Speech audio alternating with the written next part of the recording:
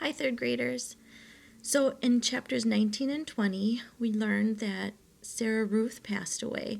So Bryce decided to leave. He took Edward, who they referred to as Jangles, to Memphis. When he was in Memphis, he went on a street corner and played his harmonica while he made Edward dance around. He wanted to earn some money, and he ended up getting enough money for them to go get something to eat. So chapter 21. The diner was called Neil's. The word was written in big red neon letters that flashed on and off. Inside, it was warm and bright and smelled like fried chicken and toast and coffee.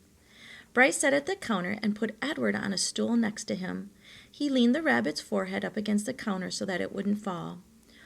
"What are you going to have, sugar?" the waitress said to Bryce. "Give me some pancakes," said Bryce, "and some eggs, and I want steak, too. I want a big steak, and some toast, and some coffee." The waitress leaned forward and pulled at one of Edward's ears, and then pushed him backward so that he could see his face. "This your rabbit?" she said to Bryce. "Yes, ma'am. He's mine now. He belonged to my sister." Bryce wiped at his nose with the back of his hand. "We're in show business, me and him." "Is that right?" said the waitress. She had a name tag on the front of her dress. "Marlene," it said. She looked at Edward's face, and then she let go of his ear, and he fell forward so that his head rested against the counter again. "Go ahead, Marlene," thought Edward. "Push me around. Do with me as you will. What does it matter? I'm broken. The food came, and Bryce ate at all of it without even looking up from his plate. "Well, you was hungry for sure," said Marlene, as she cleared away the plates. "I reckon show business is hard work." "Yes, ma'am," said Bryce. Marlene tucked the check under the coffee cup. Bryce picked it up and looked at it, and then he shook his head. "I ain't got enough," he said to Edward. "Ma'am," he said to Marlene when she came back and filled up his coffee, "I ain't got enough." "What, sugar?" "I ain't got enough money." She stopped pouring the coffee and looked at him. "You're going to have to talk to Neil about that." Neil, it turned out, was both the owner and the cook. He was a large, red-faced, red-haired man who came out of the kitchen holding a spatula in one hand. "You came in here hungry, right?" he said to Bryce. "Yes, sir," said Bryce. He wiped his nose with the back of his hand. "And you ordered some food, and I cooked it, and Marlene brought it to you, right?" "I reckon," said Bryce. "You reckon?" said Neil. He brought the spatula down on the countertop with a hard swack. Bryce jumped. "Yes, sir. I mean, no, sir." "I cooked it for you," said Neil. "Yes, sir," said Bryce. He picked Edward up off the stool and held him close. Everyone in the diner stopped eating. They were all staring at the boy and the rabbit and Neil. Only Marlene looked away. "You ordered it.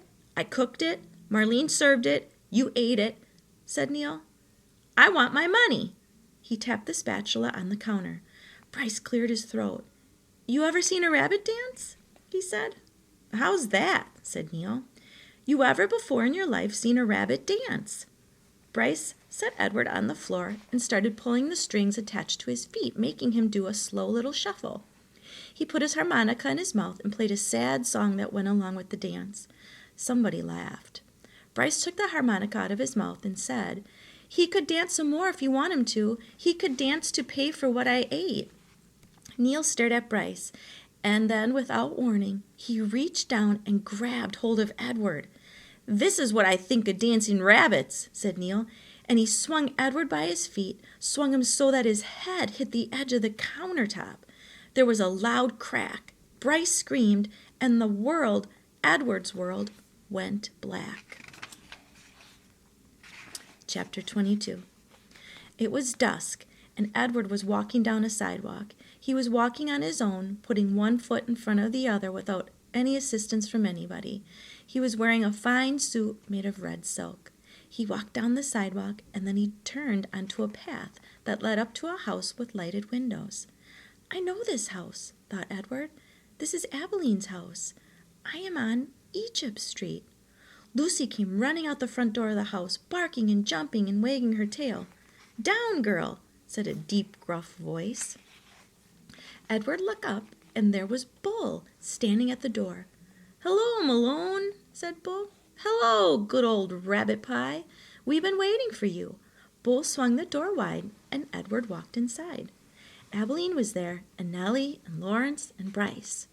"Susanna?" called Nellie. "Jangles?" said Bryce. "Edward?" said Abilene.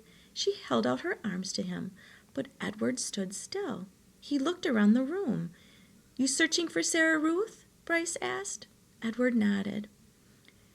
"You got to go outside if you want to see Sarah Ruth," said Bryce. So they all went outside, and Lucy and Bull and Nellie and Lawrence and Bryce and Abilene and Edward. "Right there," said Bryce. He pointed up at the stars. "Yep," said Lawrence.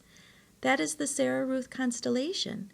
He picked Edward up and put him on his shoulder. "You can see it right there." Edward felt a pang of sorrow, deep and sweet and familiar. Why did he have to be so far away? "If only I had wings," he thought, "I could fly to her." Out of the corner of his eye, the rabbit saw something flutter. Edward looked over his shoulder, and there they were, the most magnificent wings he'd ever seen, orange and red and blue and yellow, and they were on his back. They belonged to him. They were his wings. What a wonderful night it was! He was walking on his own, he had an elegant new suit, and now he had wings. He could fly anywhere and do anything. Why had he never realized it before? His heart soared inside of him. He spread his wings and flew off Lawrence's shoulders, out of his hands, and up into the nighttime sky, toward the stars, toward Sarah Ruth. "No!" shouted Abilene. "Catch him!" said Bryce. Edward flew higher. Lucy barked.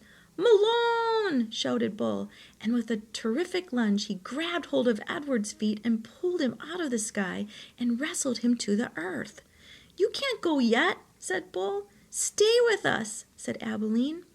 Edward beat his wings, but it was no use. Bull held him firmly to the ground. "Stay with us," repeated Abilene. Edward started to cry. "I couldn't stand to lose you again," said Nellie. "Neither could I," said Abilene. "It would break my heart." Lucy bent her face to Edward's. She licked his tears away.